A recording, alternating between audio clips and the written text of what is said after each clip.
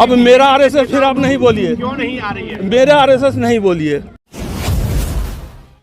मैं ब्राह्मण हूँ, मैं हिंदू मुसलमान नहीं हूँ, मैं ब्राह्मण हूँ। मैं भी बाहर से आया हूँ।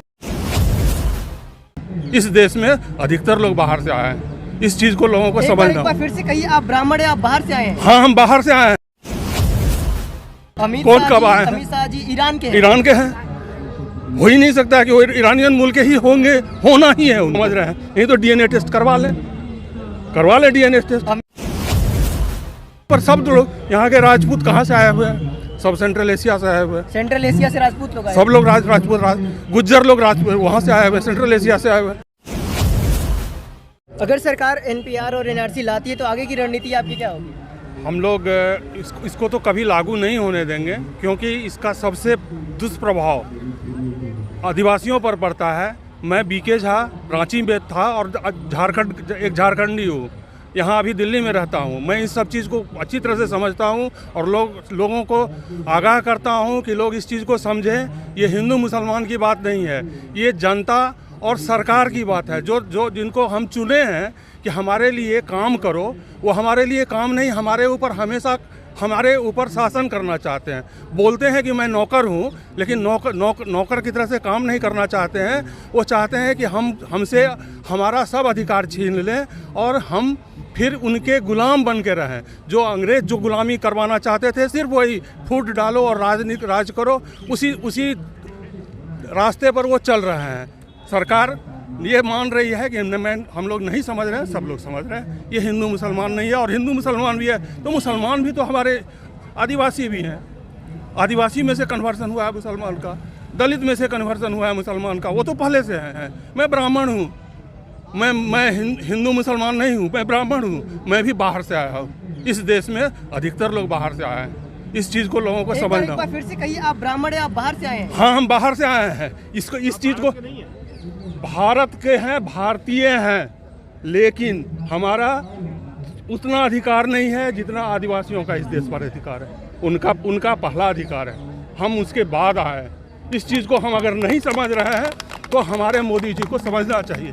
शाह जी बहुत बाद में आए हैं, वो ईरान मुल्क के हैं, उनको समझना चाहिए इस बात को। लोग समझ रहे हैं, नहीं तो डीएनए टेस्ट करवा ले डीएनए टेस्ट। कौन कब आए हैं? अमित शाह जी ईरान के हैं। हो ही नहीं सकता कि वो ईरानियन मुल्क के ही होंगे, होना ही है उनको। और लोगों को बरगलाए नहीं, सब भारतीय हैं। मैं आरएसएस का था। अच्छा। बचपन में 1960 से 67 तक मैं आरएसएस में था। और आरएसएस में हमेशा अखंड भारत की बात की गई।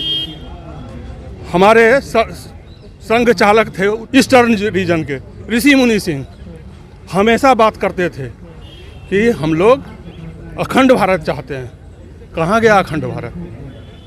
हम क्यों जो हिंदू हैं अफगानिस्तान में उनको यहाँ लाए? अफगानिस्तान जब हमारा देश है, हमारा अखंड भारत का हिस्सा है अफगानिस्तान। बिल्कुल। हम वही आरएसएस वाले हमको बचपन में सिखलाएं पाकिस्तान हमारा अखंड भारत है। तो अखंड भारत का सिर्फ ज्योग्राफिकल ये नहीं होता है, पॉलिटिकल ज्योग्राफी नहीं होता है, एक कल्चर है हमारा।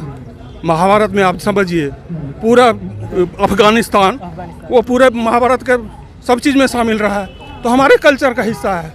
हम उसको, और यहाँ पर सब लोग यहाँ के राजपूत कहाँ से आए हुए हैं? सब सेंट्रल एशिया से आए हुए हैं। सेंट्रल एशिया से राजपूत लोग आए। सब लोग राजपूत गुज्जर लोग वहाँ से आए हुए, सेंट्रल एशिया से आए हुए। तो इतिहास को नहीं पढ़ने वाले लोग वो हमारे शासक बन गए, और व्हाट्सएप यूनिवर्सिटी से इतिहास हमको पढ़ाना चाह रहे हैं। हम नहीं पढ़ेंगे। मतलब आप आपने क्यों छोड़ा सर? जी, आरएसएस क्यों छोड़ा सर? आरएसएस छोड़ा नहीं। अरे 67 के बाद हमारा परिपक्वता बढ़ते गया। हमको तो अभी ये लोग अर्बन नक्सल बोलेंगे, तो मैं अर्बन नक्सल हो गया हूँ अभी तो। इसीलिए आज परिपक्वता आती है ना, में परिपक्वता आई कि हम गलत चीज़ में नहीं रहे। अखंड भारत का इन लोगों का एजेंडा छूट गया, मेरा भी वो छूट गया आरएसएस। इसलिए ये प्रश्न नहीं है कि हम आरएसएस का हम कोई किसी चीज़ के लिए हम तो उसका परमानेंट ये नहीं होते हैं ना। दलितों को या आदिवासियों को या फिर मोमडन्स को इस देश से निकालने की बात ये सब कर रहे हैं, अगर उसी तरीके से आरएसएस के या ब्राह्मणों को या जो आप लोग बाहर से आए थे, आपको अगर बाहर निकालने की बात करें तो कैसा लगेगा? ये संभव नहीं है। जो वो बोल रहे हैं वो भी गलत है, जो ये बोलेंगे वो भी गलत है, क्योंकि ये देश सबका है। ये सनातनियों का देश है और सनातनी का मतलब होता है जो हो रहा है, जो होता रहा है वो होता रहे। ये बात आपकी समझ में आ रही है, पूरे भारतवर्ष के लोगों को समझ में आ रही है, पर ये आपके आरएसएस और नेताओं अब मेरा आरएसएस फिर आप नहीं बोलिए, क्यों नहीं आ रही है? मेरा आरएसएस नहीं बोलिए। जिनका आरएसएस है वो जो उसको ओन कर रहे हैं उनका आरएसएस, जो इस देश को समझते हैं मेरी थाती है उनका देश, मेरा देश मेरा। उनको समझाने के लिए हम लोगों को, सब लोगों को सड़क पर आना पड़ा। आ गए हैं सजेशन बताइए ना। हम लोग सड़क पर आप कितने भी आंदोलन कर लें, 3 महीने से आंदोलन रोड डेली हो रहे हैं और बस करते। देखिए हम जब बताए कि हम आरएसएस में थे तो हम जयप्रकाश नारायण जी के भी साथ थे और उन्होंने अनवरत क्रांति की बात की है, संपूर्ण क्रांति और अनवरत क्रांति की बात की है। तो ये बहुत तो छोटा सा चीज़, आदमी का जिंदगी जो है ना बहुत छोटा होता है।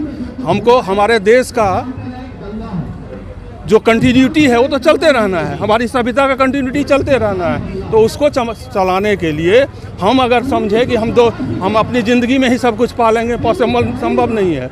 हमको लड़ते रहना है, हमको सही दिशा दर्शन दिखलाते रहना है और जो गलत रास्ते हैं उनका विरोध करना है। तो ये क्या हम ऐसे लोगों से अपनी जान की भीख ना मांग करके, अपने अधिकार ना मांग करके हम उन्हें देश से ही बाहर भगाएं तो कैसा रहेगा? नहीं, ये गलत होगा, ये गलत होगा, क्योंकि देश सबका है। जो नहीं समझ रहे हैं, हमारा भाई अगर हमारे साथ है और वो नहीं समझ रहा है कि इस ज़मीन पर सबका अधिकार है, मेरा भी अधिकार है, इसका भी अधिकार है और सबका अधिकार है, सबके लिए है, पृथ्वी सबके लिए है। लोगों को नहीं समझ में आ रहा है ये पृथ्वी अभी जितनी आबादी है 8 अरब करीब आबादी है, जितना हमारा विज्ञान ये डेवलपमेंट हुआ है और बहुत सारा डेवलपमेंट संभव है। अभी का जो डेवलपमेंट हो चुका है उस वैज्ञानिकता से हम इससे 10 गुना आबादी को खिला सकते हैं, लेकिन हम लोग लगे हुए हैं हिंदू मुसलमान और डिविजनिस्ट में। हमारी सरकार जो हमको आगे बढ़ाने के बजाय पीछे की ओर धकेलने में लगी हुई है, जो खुद ही मूर्ख है खुद। और ये मैं आज के लिए नहीं कर रहा हूँ, पहले भी जो लोग थे कुछ वो कैपिटलिज्म, तो इस चीज़ में जो संपत्ति को कैसे कुछ लोगों के हाथ में दिया जाए उसी में लगे हुए थे। तो और जो अवेलेबल है और आगे कैसे बढ़े, मानव सभ्यता को कैसे लाइफ इजी किया जाए उसके लिए नहीं बढ़ रहे, बिजनेस इजी करने में लगे हुए रहते हैं। इस सब चीज़ को सभी अच्छे तरह से सब लोगों को समझना है और सबको सामूहिक रूप, इसमें ब्राह्मण और आदिवासी और ये सब चीज़ नहीं कुछ करना है। हम लोग सब लोग साथ